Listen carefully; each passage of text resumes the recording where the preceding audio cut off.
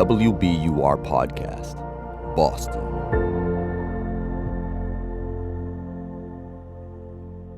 This is Up Next. I'm Sharon Brody. Which places in America give kids the best shot at escaping poverty? That's the question Harvard economist Raj Chetty is trying to answer. WBUR's Tiziana Deering spoke with Chetty about his Boston research and how neighborhoods can help young people get ahead. If you're growing up in an area where low-income people are more connected to high-income people, you are more likely to rise out of poverty. That turns out to be actually the single strongest predictor of economic mobility that anyone has identified to date. What do we know about Boston and whether the conditions of particular Boston neighborhoods lend themselves to these kinds of not only interactions, but therefore future economic mobility for low-income kids? Boston in general is a high opportunity area, but what's striking to me is that you can actually go from, in parts of the south side of Boston, neighborhoods in Roxbury and Dorchester, where your odds of rising up look like they do for kids in Alabama, to parts of Somerville or parts of Revere, where actually your odds of rising up in the income distribution look better than anywhere in America. So you can drive 2 miles down the road in Boston, and it's like you're going from the lowest opportunity places to the highest opportunity places. So Boston, like many cities in America, is kind of a microcosm of these differences in opportunity that we see. Can you illustrate with a Boston neighborhood or a Somerville neighborhood, somewhere that you've seen that embodies what you're talking about? Yeah, let me give you an example that surprised us a bit. I mentioned before, Dorchester in general, parts of South Boston have much lower levels of upward mobility. They show up in red colors on our map, which denote places where kids have poorer chances of rising out of poverty. There is an exception to that, which is a neighborhood in Dorchester called Savin Hill. Oh. We noticed, here's this outlier that persistently shows up as a place that is actually a place where kids have great chances of rising out of poverty if they're coming from a lower income family. Digging a little bit deeper, we found that Savin Hill is more mixed income than many other neighborhoods in Boston. It's one of those few neighborhoods that seems to have escaped or navigated the forces of gentrification in a particular way, that it's ended up as a mixed income neighborhood. And it's exactly that kind of place that seems to be the sort of place where people can rise up, maybe because of who they're interacting with, who they rub shoulders with, the opportunities that come across their path. And as we see people struggling to afford to live in a neighborhood, that might suggest that the conditions for upward opportunity may be lessening or weakening in Boston. That's exactly right, and that's what we see in the data, in fact. More unequal societies are also places where low-income people are interacting less with high-income people, and that leads to reductions in economic mobility. Now, housing is a key driver of that. And you might have noted there was a recent article in the Boston Globe, covering some of our team's recent research on mixed income housing developments. And those are the kinds of efforts that I think cities like Boston should look to try to foster economic mobility going forward. Do you ever worry that the message that high-income people are the solution will fail to create the kind of systems change where disparities, where having access to somebody who's got more than you isn't what you need in order to be who you want to be? Yeah.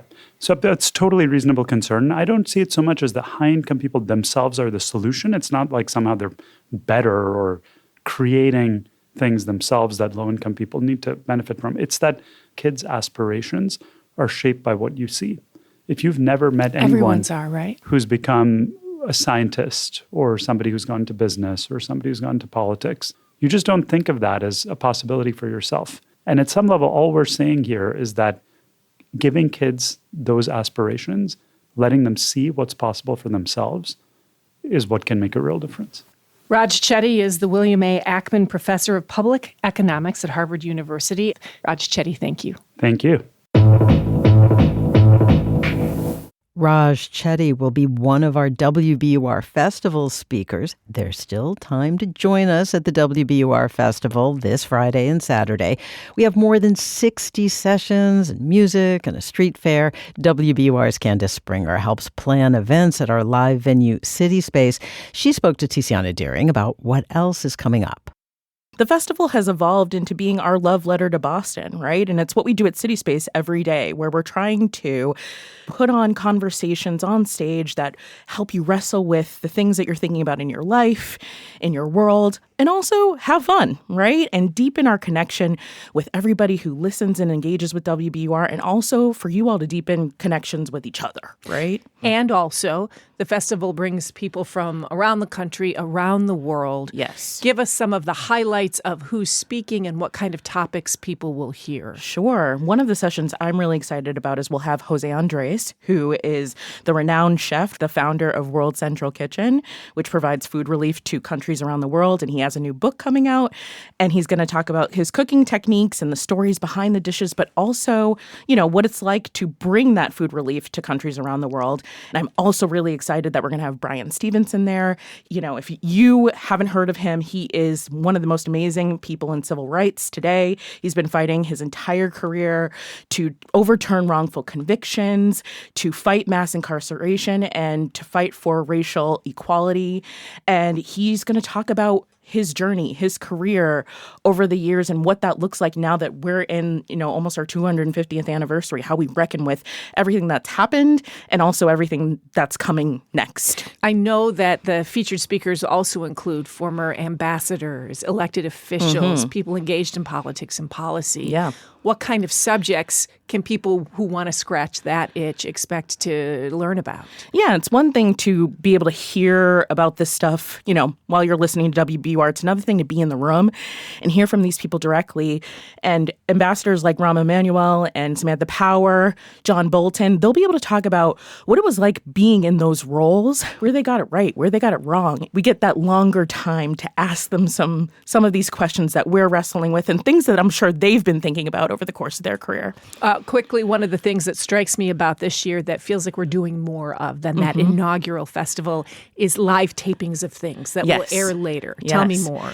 Yeah, City Space is going to be home to quite a few of these, like live podcast tapings like Life Kit, where Mario Segarra really breaks down like how to live a good life, different issues, different topics to sort of help you get there. And so it'll be those moments where you as the audience get to experience these tapings before they even happen, which is something we really, really love to do. Candace Springer is Assistant Director of WBUR City Space. Thanks, Candace. Thank you.